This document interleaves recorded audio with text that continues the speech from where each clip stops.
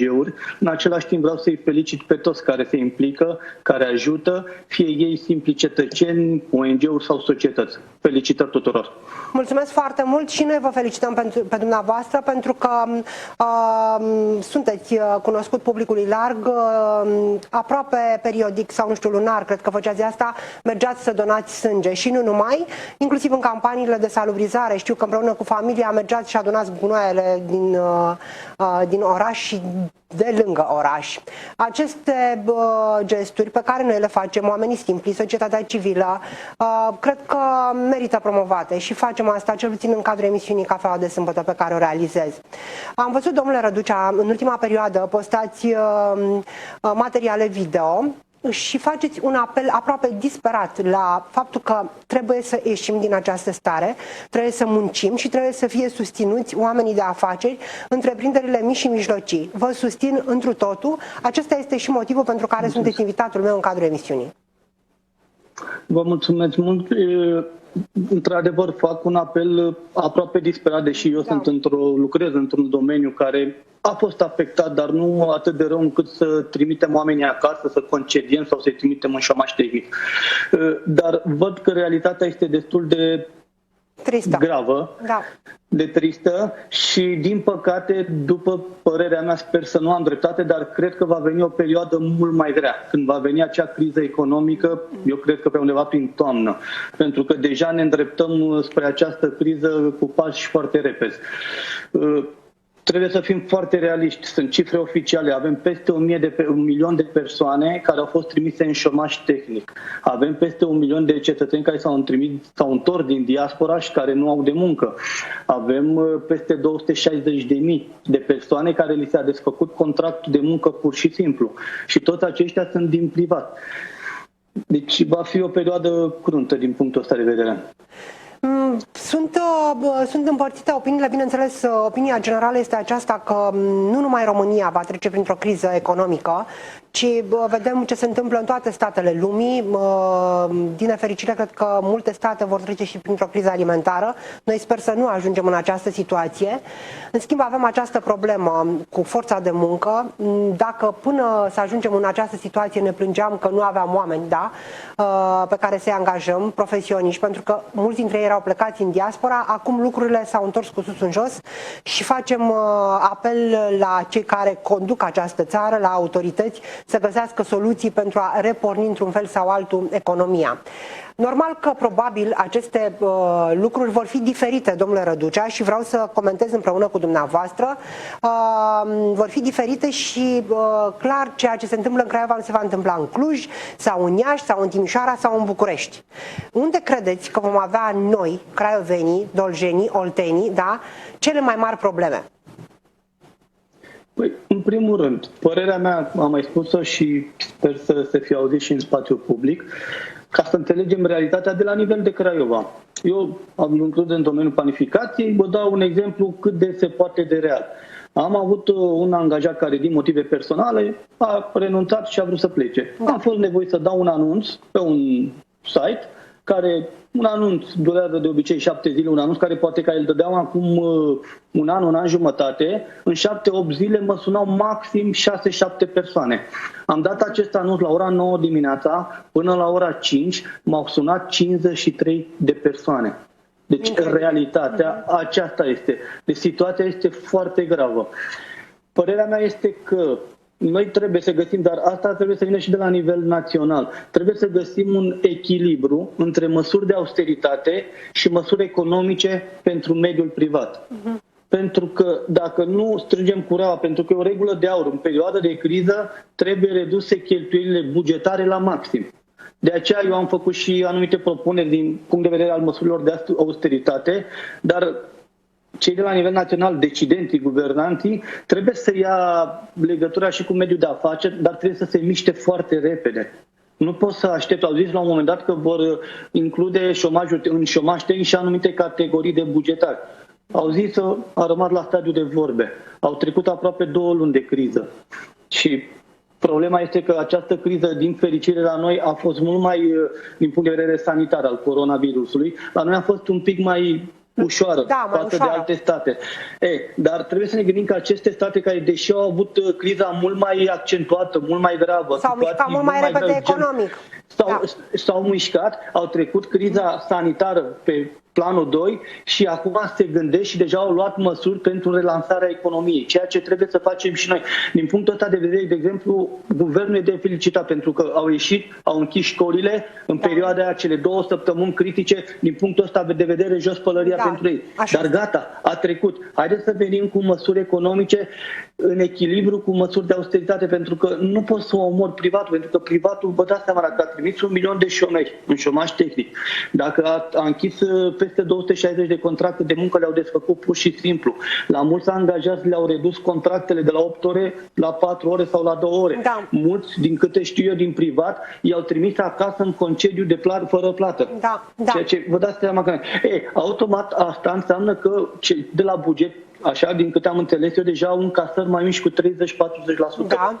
Pentru că privatul e la pământ. Dacă nu dăm drumul la economie să putem să circulăm, bineînțeles, respectând regulile, restricțiile de distanțare fizică, să purtăm măștile, să avem mânuși, să fim în siguranță, atât noi cât și cei din jur, apropiații. Da. Dar trebuie să dăm drumul la economie. Pentru că dacă nu dăm drumul la economie, va fi din ce în ce mai rău, pentru că, haideți să ne gândim, statul, în momentul de față, pe lângă salariile bugetarilor care trebuie să le plătească, pe lângă pensii care e normal să le plătească, inclusiv cele speciale, care nu prea e normal, dar asta e, inclusiv cele speciale, va trebui să plătească și șomajul celor peste 1,2 milioane de noi șomeri de când a început criza. Vă dați seama ce deficit bugetar va fi? Și să spunem, o lună, 2 luni, 3 luni, încă se vor împrumuta, s-au împrumutat deja.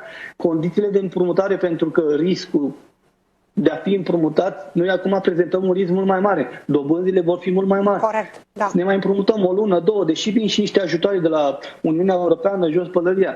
Dar nu este de ajuns. De aceea trebuie să găsim niște măsuri economice concrete, în urma unor discuții avute cu mediul privat, dar cu tot mediul privat, nu numai cu anumite, reale, dar și cu mediul privat autohton, nu doar cu grupul de investitori străini. Nu, trebuie să discutăm cu tot mediul privat, dar cât mai repede, cu cât o lungim mai mult, cu atât este mai greu. Și criza economică va fi mult mai dificilă.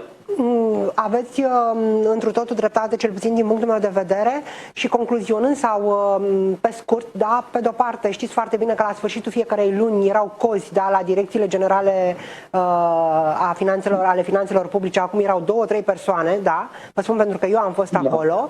Mai mult decât atât, deși s-au deschis taxele și impozitele locale, oamenii nu merg să-și plătească, bineînțeles. Și 3, dacă este austeritate, să fie pentru toată lumea, adică măsurile să fie atât pentru mediul privat cât și pentru cei care lucrează la stat.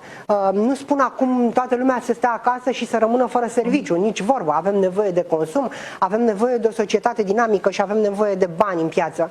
Dar totuși este discrepanța enormă, da? Noi, cei care lucrăm în mediul privat, 80-90% reprezentăm cumva motorul, da? Sângele unei economii, pentru că de aici vin banii, inclusiv salariile bugetarilor, să ne înțelegem. Ce facem în condițiile date? Spuneți-mi, vă rog frumos, ce părere aveți de IMM Invest? IMM Invest este foarte binevenit, dar nu ajută foarte mult privat, pentru că la urma urmei ce te ajută IMM Invest? Să iei niște credite, da? Da. Și înainte, dacă ai o societate ok din punct de vedere al bilanțului, poți să iei acele credite. Eu consider că statul plus și simplu trebuie să vină să ajute acele societăți care și-a trimis angajații în șomaș tehnic pentru că n-a mai avut activitate sau pentru că pur și simplu le-a fost închisă activitatea. Ei acum, ca să repornească, vă dați seama că n-au motoare turate la maxim și nu gata, apăsăm pe buton și am repornit și funcționăm la fel ca înainte. Nu. Trebuie să vină să ajute aceste societăți și să ajute la plata salarială, să susțină o parte din salariu pe o perioadă de 5-6 luni. Doar că ne ajută să luăm niște credite, până la urmă ne băgăm datori noi ca societate ca să putem să plătim taxele în continuare. Eu consider că, din punct de vedere economic, de ce cred că la noi va fi mult mai grav? Pentru că avem o piatră de moară care ne atârnă de gât. Acest aparat bugetar care este supradimensionat în România. E o problemă care, încet, în ultimii 30 de ani, acest aparat bugetar, care au și salarii pe măsură, ceea ce Iar nu este chiar sănătos ca salariul mediu din sistemul bugetar să fie mai mare decât salariul mediu din privat. Și de aceea pentru noi această piatră de moare ne va fi foarte greu în viitor să trecem prin această criză economică, pentru că sunt peste 1,2, 1,3, pentru că și aici noi nu știm cu exactitate câți bugetari sunt. Nici ei nu știu, poate că nu vor să se știe. De aceea, pentru că în fiecare lună să plătim salariile bugetarilor care e un supradimensionat pur și simplu acest aparat bugetar.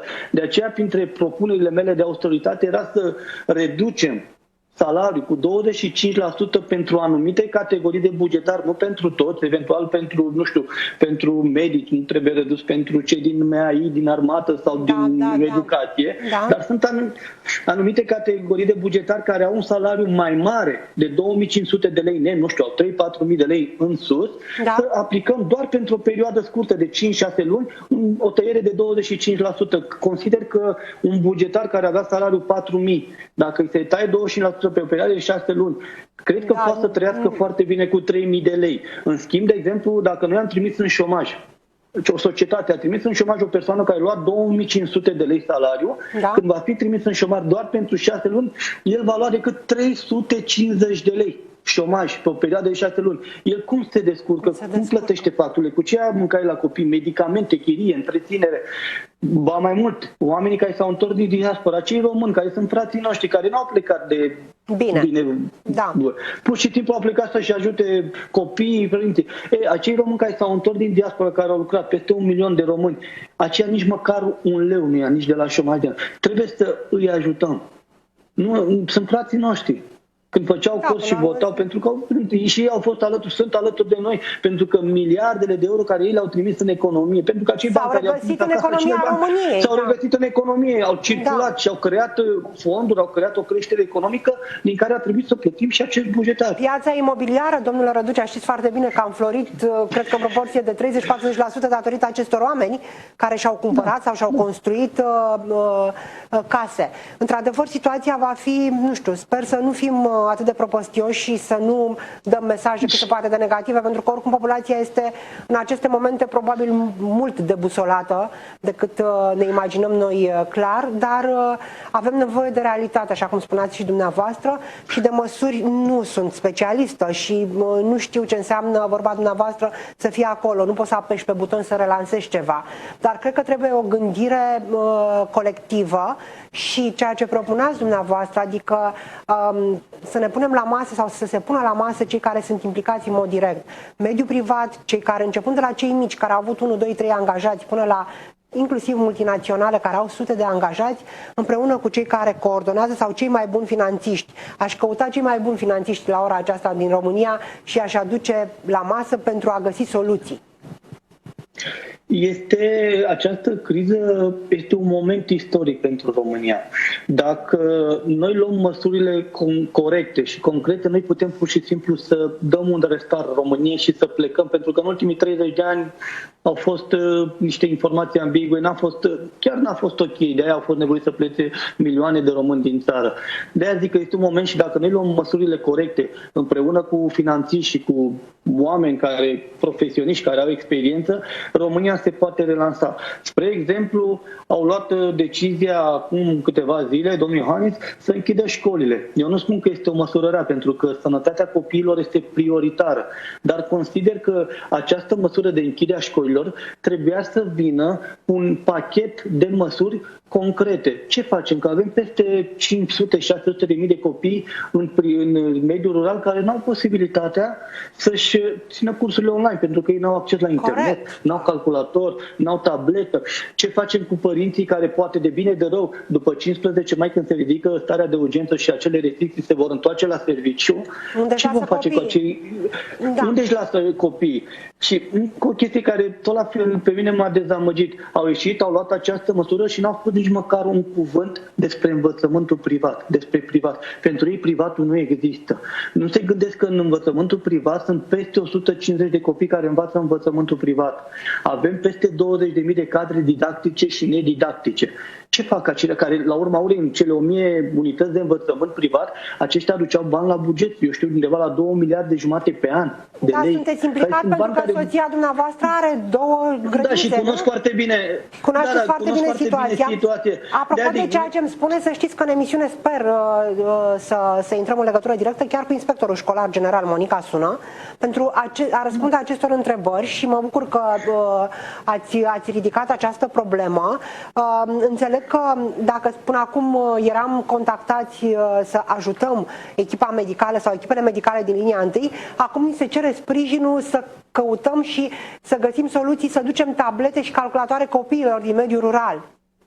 Da, exact pentru ceea ce a-și face acele lecții online. Da. Dar mergem mai departe. Cele 20.000 de cadre didactice și nedidactice care lucrează în învățământul privat. Păi vă dați seama că prin aceste măsuri, pentru că statul nu ajută cu nimic aceste societăți. Practic, de 3 luni își țin în șomaj unii, încă 3-4 luni acum nu au posibilitatea. Multe societăți dintre aceștia vor închide, pur și simplu, da? Ce se va întâmpla? Statul va fi nevoit să preia cei 150.000 de copii să introducă în sistemul public de învățământ, pentru că ești obligat prin Constituție să-i asigure educația copilului, da? Da, corect. Cele 20.000 de persoane, de cadre didactice, statul va fi nevoit să le preia într-un fel sau altul. Eu nici nu vreau să mă gândesc ce va fi în toamnă. Da, pentru că statul, înainte de a lua anumite măsuri, trebuia să fie, și la urma urmei, haideți să analizăm un pic și această situație. Ei merg pe principiul stai să vedem, stai să nu riscăm, stai să vom vedea ce se întâmplă. Nu, haideți să fim foarte realiști. Ei, când au luat această decizie de închiderea școlilor, au venit cu o informație la un moment dat că prin Franța, nu știu, s-a făcut o probă, o informație care pur și simplu s-a dovedit a fi falsă. Realitatea este a fost o învălmășeală. Nu știu, o proastă informală, o învălmășeală, da? Ei, realitatea este că sunt 18 state din Uniunea Europeană, în cele 27, care au început sau reîncep să-și trimită copiii la școală. Da, vă dați seama că n-au luat, și poate sunt state care au avut situații mult mai grave decât ale noastre. Domnul Răducea, n-au cum să-i trimită, gândiți-vă la infrastructura României din punct de vedere din păcate la noi infrastructura este al școlilor. Sunt copii care nu au toaletă în incintă, care au în curte. Da. Hai să ne gândim, nu știu dacă știți situația Colegiului Național Carol, eu o cunosc foarte bine pentru că la această școală a învățat copilul meu. Da. Nu vreau să vă spun că la un moment dat nu puteai, deci copilul meu nu putea să intre în baia colegiului. Era insalubră, da? Nu știu acum ce se întâmplă, da? Dar ce s-ar întâmpla dacă, Doamne ferește, acești copii ar merge? Mai mult decât atât, nu pot să respecte distanțarea socială. Cei mici este foarte greu să-i duci cu măști pe față și să le impui să stea la distanță de 2 metri. Da? Vedem ce se întâmplă în oraș până la urmă și prin magazinele din Craiova, că sunt ieri cel puțin erau unii peste alții. Da? E foarte dificil, nu suntem pregătiți pentru asta și cred că, nu știu, măsura vine în contextul în care, exact cum spunea și dumneavoastră, le este foarte teamă și până la urmă frica păzește bostănăria, știți cum se zice. Da, eu am zis, din punct de vedere al sănătății copilor, care este un prioritar, jos pălăria e o măsură bună, dar haideți să ne gândim și la economie, să ne gândim să găsim un echilibru între măsurile de austeritate și măsurile economice pentru privat, pentru că nici nu vreau să mă gândesc, eu aș vrea să n-am dreptate, dar cred că ne apropiem spre un colaps economic în următoarele luni, în toamnă, primăvară. Sper să n-am dreptate. Da, nici eu nu vreau să vă dau dreptate, dar știți foarte bine că ne aducem aminte și de 2008-2009, când a fost destul de dificil pentru unii dintre noi. După aceea, situația Greciei, dar Grecia a fost ajutată într-un fel sau altul de Germania, da? Acum lucrurile... Era singura care trebuia, da. Da, dar acum lucrurile cred că sunt schimbate la 180 de grade, pentru că prin situații asemănătoare au trecut foarte mulți, inclusiv marile puteri economice ale lumii. Păi situația, sincer, nu poate fi comparată cu 2008. Eu consider că cred că avem o situație care este fără precedent, nu ne-am mai întâlnit, pentru că avem 3 crize în același timp. Avem o criză sanitară, pentru că vom fi nevoiți să păstrăm anumite restricții, o distanță socială. Avem o criză economică și, la urma urmei, avem o criză socială, pentru că avem foarte multe persoane care pur și simplu rămân fără loc de muncă, care nu mai au bani. Sunt multe familii care trăiau de pe o lună pe alta.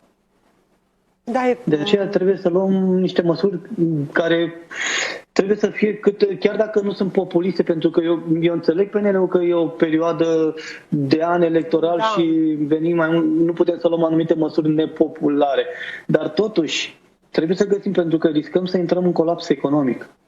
Eu cred că acum trebuie luate măsurile cu celeritate, nu mai contează alegerile, adică nu știu.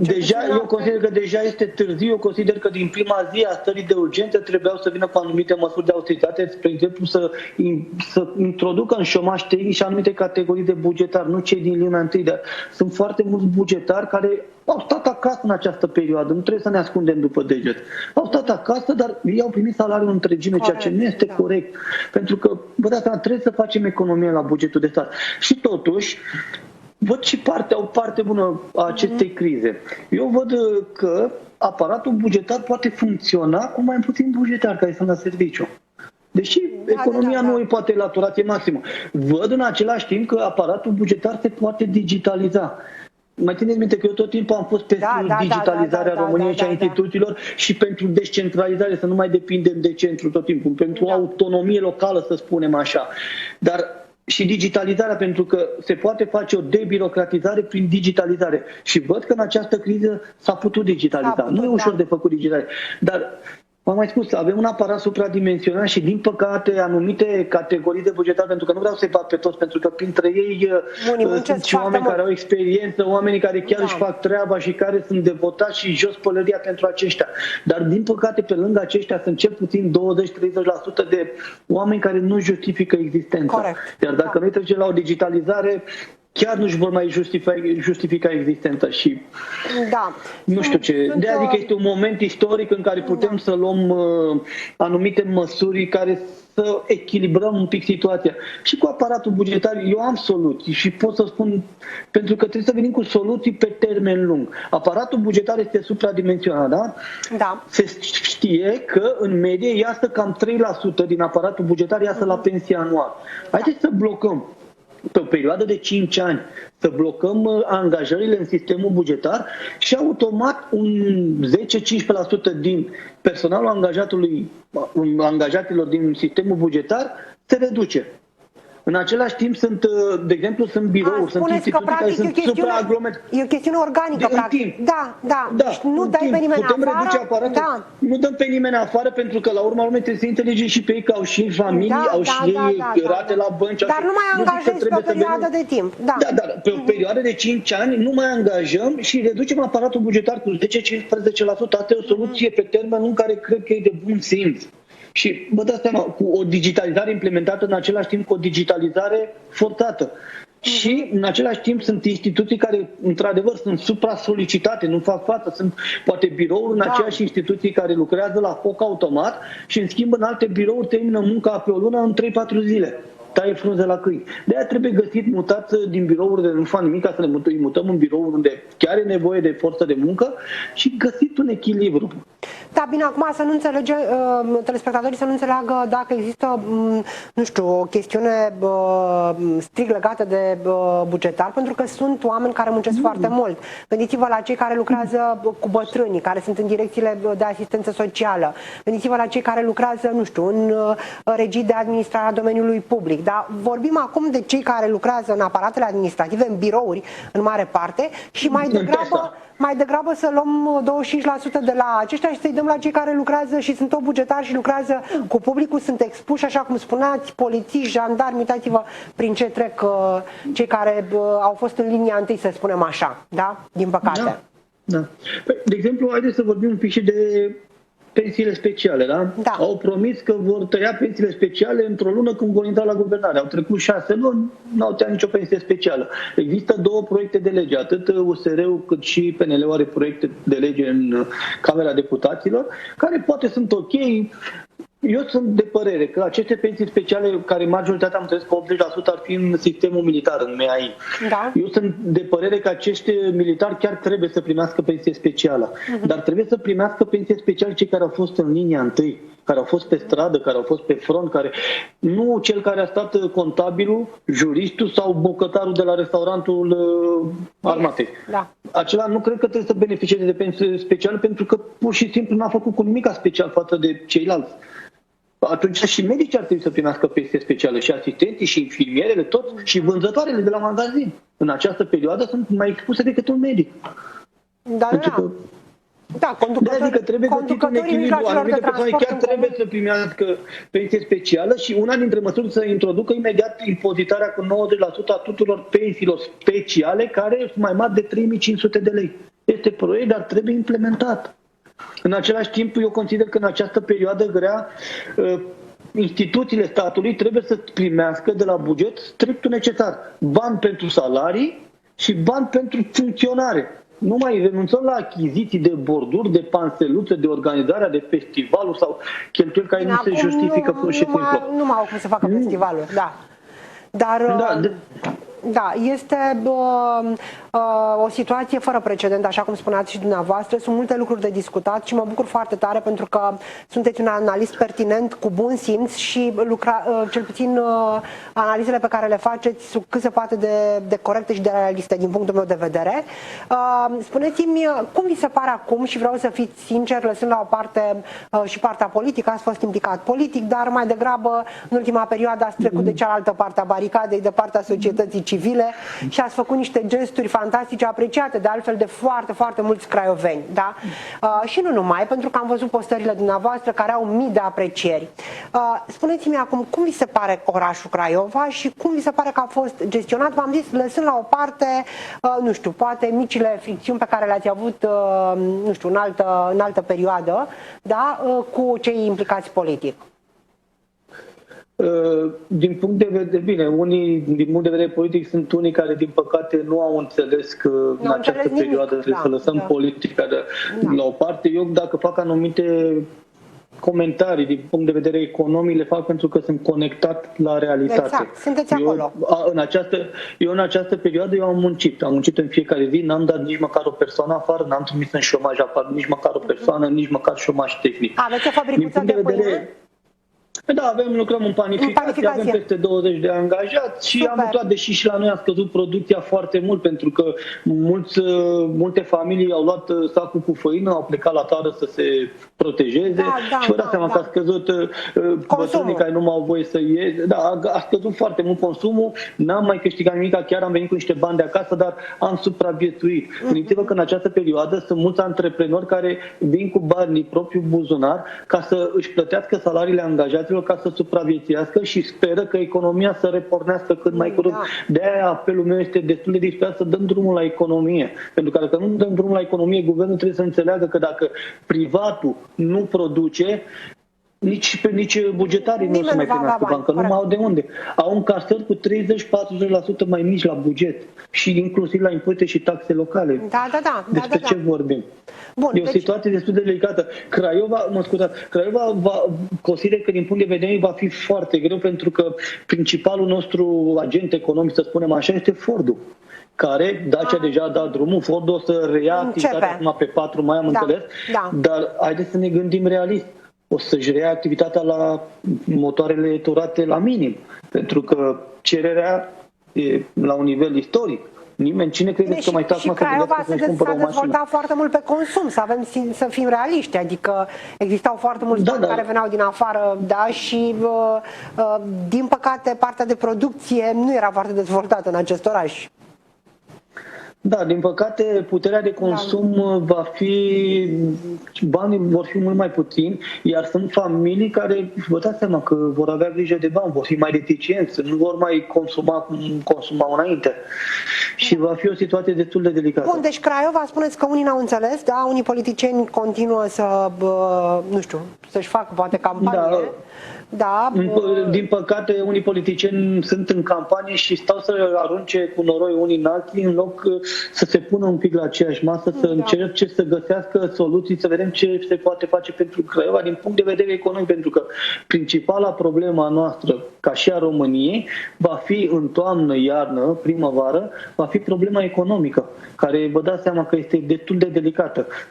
Vom avea, cred că la nivel de Craiova, 10.000, dacă nu peste 100.000 de oameni trimiși în șomaj sau 10.000 de persoane care nu vor mai avea un loc de muncă.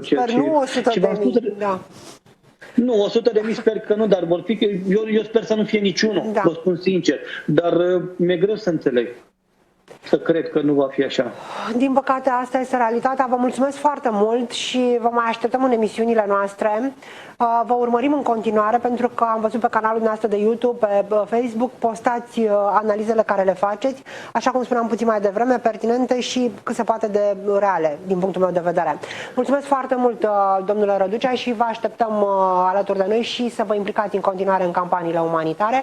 Încercăm să vedem dacă putem să facem împreună bine celor care au nevoie de educație și vom demara de săptămâna viitoare o campanie legată de micuții care stau acasă și care, din păcate, nu au acces nici la internet și nici la aceste gadgeturi care să le aducă în casă profesorul, dascălul, pentru a-și face cursurile. Felicitări și dumneavoastră încă o dată pentru tot ceea ce faceți și pentru că dați dovadă de omenie, mai ales în această perioadă grea. Felicitări tuturor, fie ei simpli cetățeni, ONG-urile care au fost exemplare, mai ales în această perioadă și în ultimul societăților, că sunt multe societăți care chiar s-au implicat. Felicitări tuturor și vă mulțumesc și oricând cu plăcere și abia aștept să treacă această perioadă, să mă reîntorc, să pot să mai fac curățenie, că văd pe stradă mizerie, să mă duc să donez. Bine, de donat oricum pot să donez, dar încă nu trecuse perioada de 3 luni, o să merg să o donez săptămâna viitoare. Bun, mulțumesc încă o dată, eliberați camera copilului, pentru că domnul Răducea este chiar în camera micuțului. Mulțumesc încă o dată și vă doresc să aveți parte de multă sănătate. Să auzim de bine. Ne revedem, doamnelor, domnișoarelor și domnilor, în câteva minute revenim.